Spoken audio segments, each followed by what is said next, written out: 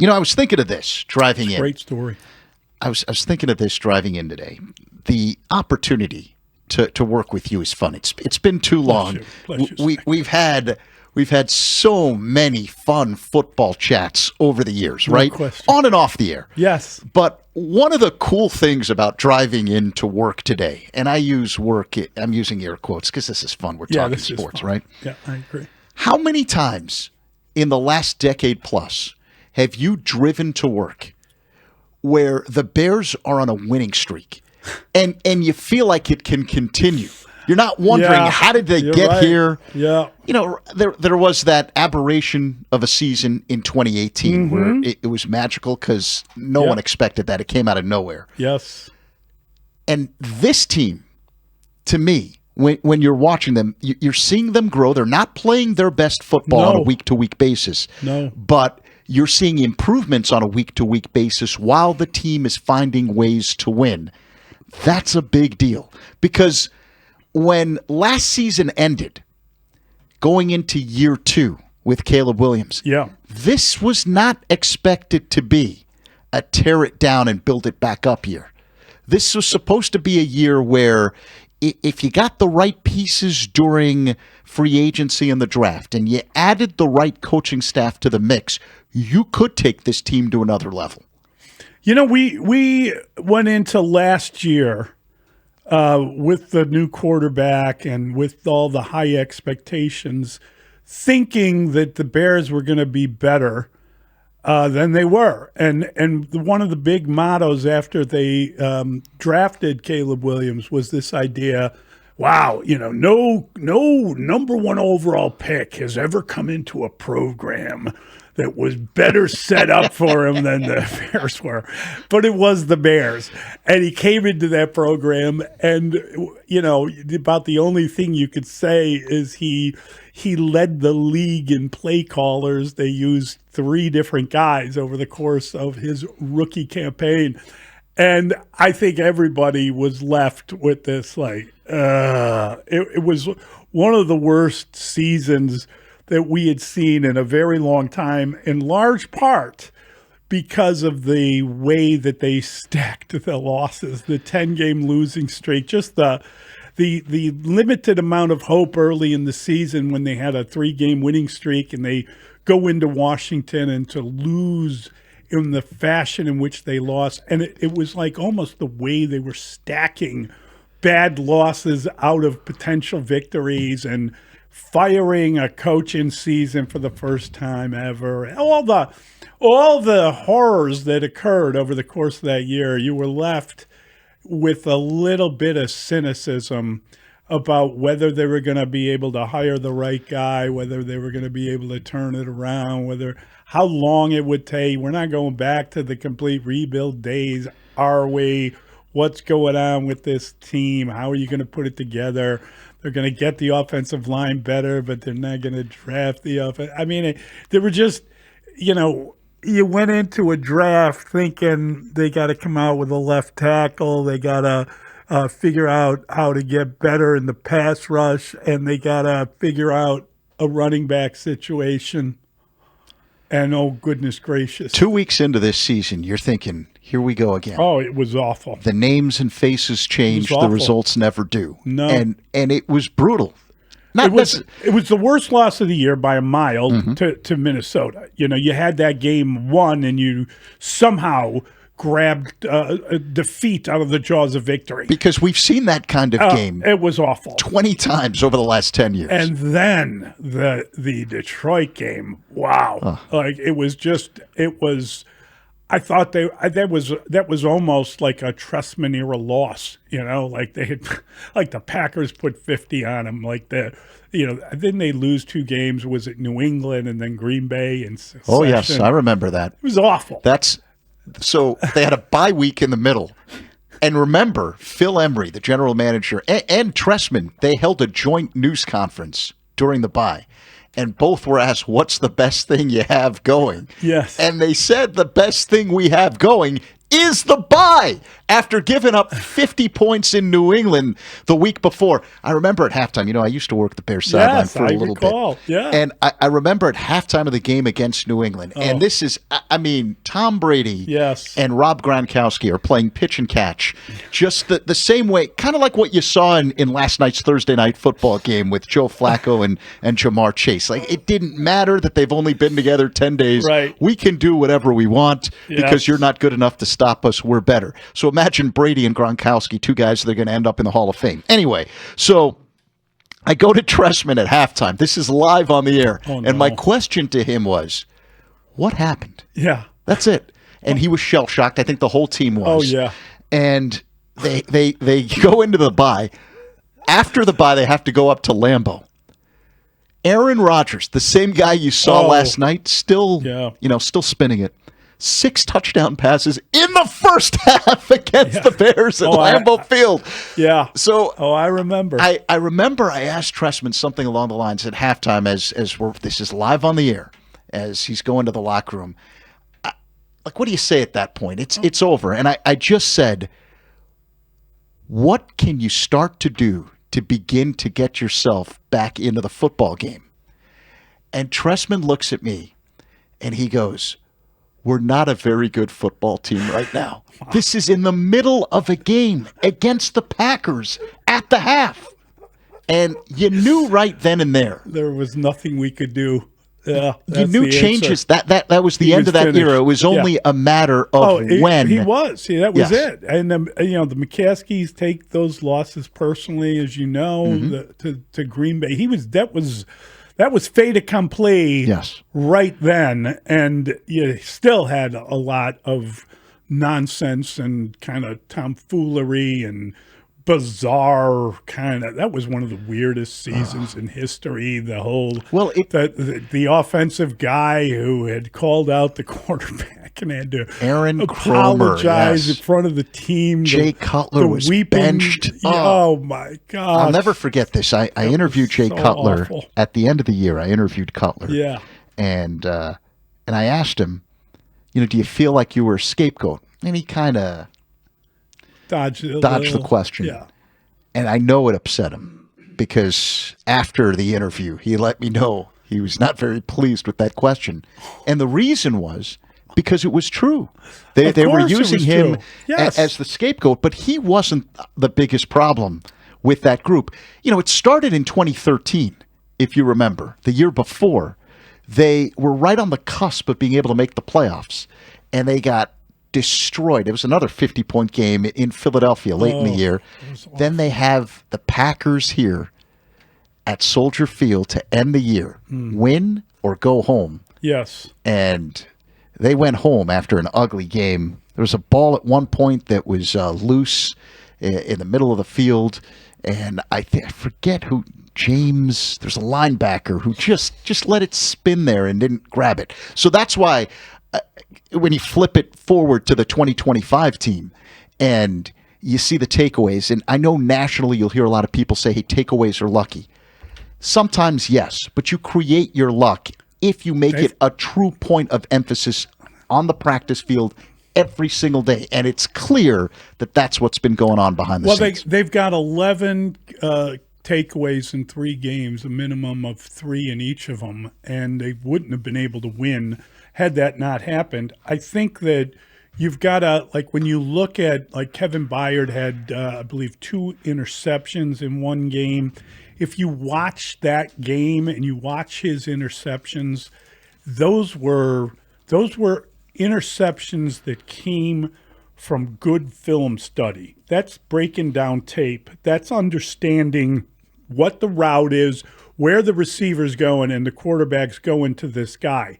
And on both plays, he breaks on the ball like a hair. He doesn't reveal that he's about to intercept the ball. He wants to goad the throw, and then he cuts out and he makes both those picks. You can't do that if you're not doing the work that is needed to get that done. So you have to appreciate it. I thought the defensive coordinator yesterday did a really good job of sort of explaining that a little bit. because those were the two that came to my mind immediately because of the way he broke on the ball and waited and was there perfectly on time. He knew exactly where the ball was going. He had broken down the tape. He knew what that route was, and he knew how to get in front of the ball. But he had to make sure that he didn't give that away. And I thought that's when Dennis Allen talked yesterday about some of that takeaway stuff, I thought he did an excellent job because he broke it down in that kind of fashion. You know, we were lucky. We covered one of the best takeaway teams in football history. Yes. The Lovie Smith Bears, led by a Hall of Famer in Brian Urlacher, and that whole defense, you know, Peanut Tillman, Nathan Vasher. Great at that. And they were able to generate pressure up front on a consistent basis to help out the secondary. That, to me, was what was so encouraging about the win in Washington, is the fact that you're seeing signs of life again from a defensive line that was dormant for most of last year, including the guy that's paid to be the man on that line in Montez Sweat. Yeah, he's getting a lot of cabbage. I think, Zach, that you know, I covered a lot of football. What year did Lovie come in? 2004. Okay, so I had been covering 10 years of football basically before Lovie got there, and he came in with this, you know, obsession about takeaways, and I was talking to different people around the league at that point just about how difficult it was to coach takeaways. You can't really do it, and yet you saw it happen in his tenure here. You saw it happen. But you saw it on the practice field when you started That's watching. what I was going to say. His obsession with the takeaway, it started with whenever the ball hit the ground, you had to pick the ball up, and whenever you had the ball in your hand, you had to run for a touchdown. Like it wasn't happenstance that they started doing that. And they did really obsess with it. And the idea that Peanut developed that peanut punch, that play where he would go in, that was all on purpose, and he would punch the ball out, and he had a way of doing it, and it worked. I mean, it was extraordinary. They did a great job of generating takeaways, and I've been around a lot of teams that try to get takeaways, but they did obsess with it, and they did work at it, and it did pay off. And I was it was the first time where I really had an argument that, no, you can apparently, all you got to do is really obsess about it. You got to have great athletes. You got to have people that are smart enough. You know, do you remember, I think it was Mike Brown in successive games, he had an interception that was a pick six that won the game, and he did it 2 weeks running against Cleveland and San Francisco. Yes. And that was before Lovie got here. That was before Lovie came in. But the thing that he did that was kind of extraordinary is, you know, generally in football, you have an advantage when you get the ball because your opponent, which is the offense, hasn't played defense in a while. You got guys that grew up playing both sides of the ball, but by the time you're in college, you're only playing on one side of the football, and you're only playing either offense or defense. So you got an offensive team that hasn't tackled in 10 years themselves, or whatever it might be, however long, depending on the age of the players. So there is an advantage of going against guys that aren't used to tackling, aren't used to, know the skills involved in it, but just haven't practiced it very much. Mike Brown, so what happens when you get a pick is you are trained, you catch the ball, and the side of the field that you catch the ball on is where all of your teammates go to block. So if you catch the ball near the right sideline or closer to the right sideline, it's a return right. If you're on the other side of the field, it's a return left. So your blocking is going to be on whatever the closest sideline was to where you initially caught the ball. What Mike Brown used to do, he would catch the ball, he would intercept the ball, he would cut inside, and he would start returning the ball inside, and then he would immediately cut back to the lane where he knew his blocking was. And as a result, he was hugely successful with these returns because he just changed directions for a fraction of a second and then went right back to where he knew his blocking was and picked up his blocking, and all these players that were diving at him didn't know that he was going to do that. And it was such a simple, basic type of thing that it worked every time he had an interception. It was amazing to see. It's a fun group, right? Yeah, it was really fun. And that's why they won a lot of games. Yeah, and they were able to get into the playoffs multiple times. Yep.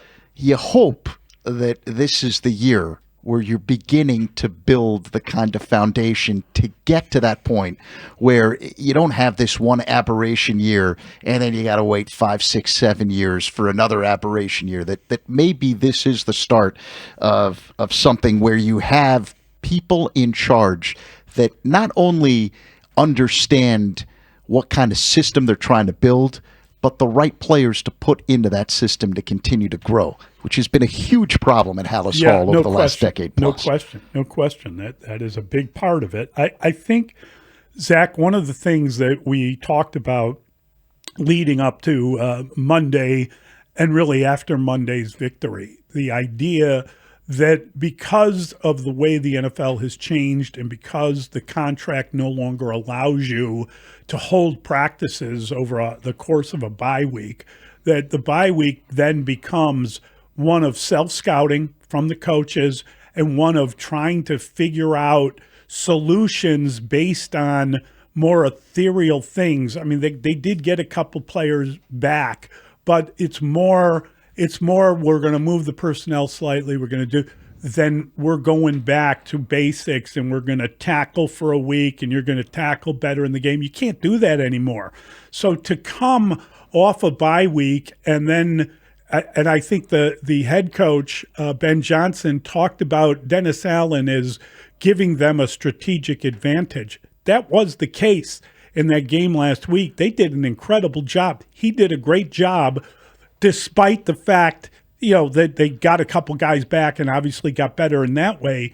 They played some guys in different positions. Shamar Turner, for instance, was no good at stopping the run inside. He played exclusively at defensive end in that game, and he was pretty good against the run from that position. And I think there were little subtle kind of changes like that, and it aided them in terms of being able to win that football game when you couldn't practice and put the guys through the kind of rigors that NFL coaches used to rely upon to fix their team during a bye week. The most impressive thing to me, and the takeaways have become part of the identity. When someone asks, what do the Bears do well? What's the best part of the 2025 Bears? It's their ability to take the football away because it keeps them in games and it gives them an opportunity to win games.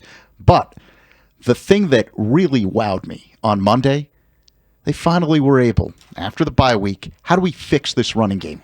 How do we impose our will up front with the line of scrimmage? Because that's what it takes. A lot of people, I don't know if you've noticed this. This has been something that really has started over the last 5-6 years here in Chicago.